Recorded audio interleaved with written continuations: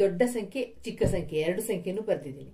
ಇದನ್ನ ಘಾತಾಂಕ ರೂಪದಲ್ಲಿ ಬರೆಯೋದು. ನಾವು ಈಗ ಹೇಗೆ ಬರೆಯೋದು ಘಾತಾಂಕ ರೂಪದಲ್ಲಿ ಅಂತ ನೋಡ್ಕೊಳ್ಳೋಣ.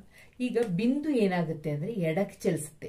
1 ಇದು 1 ಇದು 2 ಇದು 3. ಎಲ್ಲಿಗೆ ಬಿಂದು ಹಾಕ್ತೀರಾ ನೀವು? 4ಕ್ಕೆ ಹಾಕ್ತೀರಾ.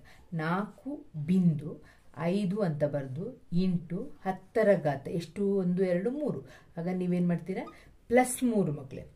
ಯಾವಾಗಲೂ ದೊಡ್ಡ ಸಂಖ್ಯೆ ಬಂದಾಗ ಬಿಂದು ಯಾವ ಕಡೆಗೆ ಚಲಿಸ್ತದೆ? ಎಡಗಡೆಗೆ ಚಲಿಸ್ತದೆ. 1 2 3 3 ಅಂಕೆ ಆದ್ಮೇಲೆ ನೀವು ಬಿಂದು ಹಾಕ್ತಾ ಇದ್ದೀರಾ. ಆಗ ಇಂಟು 10ರ ಘಾತ 3 ಅಂತ ಬರೀತೀರಾ. ಈಗ 4,000 ಬೇಡ, 2,27,000 ಬರೆಯೋಣ. ಓಕೆ, 27,000 ಬರ್ತದೆ. ಇಲ್ಲಿ 1 2 3 4 4 ಅಂಕಿ ಈ ಕಡೆ ಚಲಿಸ್ತೀವಿ.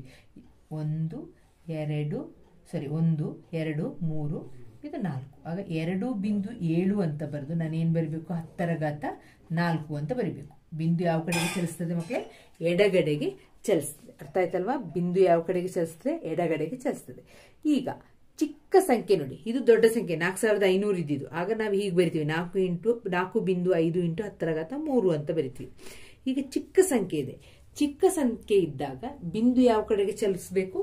ಬಲಗಡೆಗೆ ಚಲಿಸಬೇಕು. ಇಲ್ಲಿ ನೋಡಿ 1 2 3. ಆಗ 4.5 ಇಂಟು 10ರ ಘಾತ ಎಷ್ಟು ಬರಬೇಕು? ನಾನು -3 ಅಂತ ಬರಬೇಕು. ಅರ್ಥ ಆಯ್ತಾ ಮಕ್ಕಳೇ? ಇಲ್ಲಿ -3 ಚಿಕ್ಕ ಸಂಖ್ಯೆ ಬಂದಾಗ ಬಿಂದು ಇಲ್ಲಿ ಬಂದಿರ್ತದೆ. ಆಗ ನಾವು ಬಿಂದುವನ್ನು ಯಾವ ಕಡೆಗೆ ಚಲಿಸಬೇಕು? ಬಲಗಡೆಗೆ ಬರ್ಕೊಳ್ಳೋದು. 1 2 3 ಅಂತ ಲೆಕ್ಕ ಮಾಡಿಕೊಂಡು 4 ಆದ್ಮೇಲೆ ಬಿಂದು ಹಾಕಿ 5 ಅಂತ ಬರೆದು 10ರ ಘಾತ -3. ಈಗ ಇದು 27. ಈಗ 0 ಹಾಕಿ 0 0 0 3 0 ಹಾಕಿ 27 ಅಂತ ಬರಿತೀನಿ ಬರ್ಕೊಳ್ಳಿ. ಆಗ ಬಿಂದು ಯಾವ ಕಡೆಗೆ ಹೋಗ್ಬೇಕು? ಬಲಗಡೆಗೆ ಹೋಗ್ಬೇಕು. 1 2 3 4 ಆದ್ಮೇಲೆ ಆಗ 2.7 ಇಂಟು 10ರ ಘಾತ ಎಷ್ಟು ಬರಿಬೇಕು? ನಾನು -4 ಅಂತ ಬರಿಬೇಕು. ಅರ್ಥ ಆಯ್ತಲ್ವಾ? 10ರ ಘಾತ -4 ಅಂತ ಬರಿಬೇಕು. ಈಗ ಇದಕ್ಕೂ ಇರೋ ವ್ಯತ್ಯಾಸ ಏನಂತ ಗೊತ್ತಾಯ್ತಲ್ವಾ? ಇದು ದೊಡ್ಡ ಸಂಖ್ಯೆ ಕೊಟ್ಟಾಗ 4,500 ಅಂತ ಕೊಟ್ಟಾಗ ನಾನು ಏನು ಮಾಡಬೇಕು? ಬಿಂದುವನ್ನ ಎಡಕ್ಕೆ ಚಲಿಸಬೇಕು. ಆಗ ಈಗ ನಾವು ಕೌಂಟ್ ಮಾಡೋದು ಹೀಗೆ 1 2 3 ಇಲ್ಲಿ ಬಿಂದು ಹಾಕಬೇಕು ಅಂತಿದ್ರೆ ನಾನು 4.5 ಅಂತ ಬರೆದು 10ರ ಘಾತ 3 ಅಂತ ಬರಬೇಕು. ಇದು +3. ಅರ್ಥ ಆಯ್ತಲ್ವಾ? ಇಲ್ಲಿ 27,000 ಅಂತಿದೆ. ನಾನು ಬಿಂದುವನ್ನ ಯಾವ ಕಡೆಗೆ ತರಬೇಕು? ಎಡಕ್ಕೆ ತಂದು ಇಲ್ಲಿಗೆ ಬಿಂದು ಹಾಕ್ತೀನಿ. ಆಗ 2.7 ಅಂತ ಬರೆದು ಇಂಟು 10ರ ಘಾತ ಇಲ್ಲಿ 4 ಅಂಕಿ ಇರೋದ್ರಿಂದ +4. ಇಲ್ಲಿಗೆ ಬರಬೇಕಾದ್ರೆ ಬಿಂದು ಯಾವ ಕಡೆಗೆ ಚಲಿಸ್ತದೆ? ಬಲಗಡೆಗೆ ಚಲಿಸ್ತದೆ. ಇಲ್ಲಿ ಬಿಂದು ಯಾವ ಕಡೆಗೆ ಚಲಿಸ್ತಾ ಇದೆ? ಎಡಗಡೆಗೆ ಚಲಿಸ್ತಾ ಇದೆ. ಇಲ್ಲಿ 1 2 3 ಅಂತ ಹಾಕಿ 4.5 ಇಂಟು 10ರ ಘಾತ -3 ಅಂತ ಬರೀಬೇಕು. ಚಿಕ್ಕ ಸಂಖ್ಯೆಗೆ ಮೈನಸ್ ಬರುತ್ತೆ, ದೊಡ್ಡ ಸಂಖ್ಯೆಗೆ ಪ್ಲಸ್ ಬರುತ್ತೆ. ಪ್ಲಸ್ ಅಂತ ಬರೆದ್ರು ಓಕೆ, ಇಲ್ಲದ್ರೆ ಹಾಗೆ ಬರೆದ್ರು ಅರ್ಥ ಏನು? 10ರ ಘಾತ 3 ಅಂತ ಹೇಳಿ ಬರೆದ್ರು ಅದ್ರದ್ದು ಅರ್ಥ ಪ್ಲಸ್ ಅಂತಾನೆ ಅರ್ಥ. ನೆಕ್ಸ್ಟ್ 2 3 ಲೆಕ್ಕ ಮಾಡೋಣ. ಇಲ್ಲಿ ನೋಡಿ ಮಕ್ಕಳು, ತುಂಬಾ ದೊಡ್ಡ ಸಂಖ್ಯೆ ಕೊಟ್ಟಿದೆ. ಬಿಂದು ಯಾವ ಕಡೆ ಹೋಗ್ಬೇಕು? ಎಡಗಡೆಗೆ. 1 2 3 4 ಅಲ್ವಾ? 4 5 ಆದ್ಮೇಲೆ ಆಗ ನಾನು ಏನಂತ ಬರಿಬೇಕು?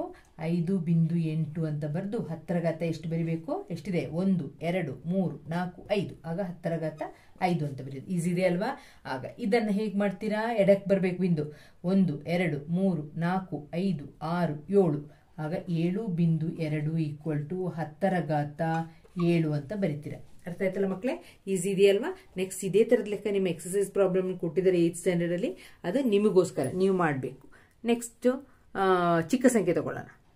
ಈಗ ಇಲ್ಲಿ ನೋಡಿ ಮಕ್ಕಳೇ, ಇಲ್ಲಿ ಬಿಂದು ಯಾವ ಕಡೆ ಚಲಿಸಬೇಕು? ಬಲಕ್ಕೆ ಚಲಿಸಬೇಕು. 1 2 3 4 5 6 7 8 ಇಲ್ಲಿ ಹಾಕ್ತೀನಿ ಬಿಂದು. 5.41 ಅಂತ ಬರೆದು 10ರ ಘಾತ ಏನು ಬರಿಬೇಕು? -8. ಅದೇ ತರ ಇನ್ನೊಂದು ಬರ್ಕೊಳ್ಳಿ, ಯಾವ್ದು ಬೇಕಾದ್ರೂ ಬರ್ಕೊಳ್ಳಿ. ಇಲ್ಲಿ ಎಷ್ಟು ಬರೆದು 8 ಆಯ್ತಲ್ಲ, ಇದು ಜಾಸ್ತಿ ತಗೊಳ್ಳೋಣ. 1 2 3 4 5 6 7 8 9 ತಗೊಂಡು 2 7 ಅಂತ ತಗೊಳ್ಳೋಣ. ಆಗ 1 2 3 4 5 6 7 8 9 10. ಆಗ 2.7 ಇಂಟು 10ರ ಘಾತ ಎಷ್ಟು ಬರಿಬೇಕು? -10 ಅಂತ ಬರಿಬೇಕು. ಅರ್ಥ ಆಯ್ತಲ್ಲ? ಈಸಿ ಇದೆಯಲ್ವಾ? ಇದೇ ತರ ಲೆಕ್ಕಗಳು ನಿಮ್ಮ ಎಕ್ಸರ್ಸೈಸ್ ಅಲ್ಲಿ ಕೊಟ್ಟಿದ್ದಾರೆ, ಮಾಡಿ. ಯೋಚನೆ ಇಟ್ಕೋಬೇಕಾಗಿದ್ದು ದೊಡ್ಡ ಸಂಖ್ಯೆ ಕೊಟ್ಟಾಗ, ಈ ತರ ದೊಡ್ಡ ಸಂಖ್ಯೆ ಕೊಟ್ಟಾಗ ಬಿಂದು ಎಡಕ್ಕೆ ಚಲಿಸ್ಕೊಂಡು ತಗೊಳ್ಬೇಕು, ಮತ್ತೆ ಪ್ಲಸ್ ಹಾಕಬೇಕು ಘಾತದಲ್ಲಿ. ಚಿಕ್ಕ ಸಂಖ್ಯೆ ಕೊಟ್ಟಾಗ ಬಿಂದು ಹಾಕಿ 0 0 0 ಅಂದ್ರೆ ತುಂಬಾ ಚಿಕ್ಕ ಸಂಖ್ಯೆ ಅಂತ ಅರ್ಥ ಮಕ್ಕಳೇ. ಆಗ ಅದಕ್ಕೆ ಬಂದಾಗ ಬಿಂದುವನ್ನು ಬಲಗಡೆಗೆ ತಕೊಂಡು ಹೋಗೋದು. ಆಗ 10ರ ಘಾತ ಮೈನಸ್ ಬರುತ್ತೆ. ಅಲ್ಲಿ ಘಾತ ಸಂಖ್ಯೆ ಏನ್ ಬರ್ತದೆ? ಮೈನಸ್ ಬರುತ್ತೆ. ಓಕೆ.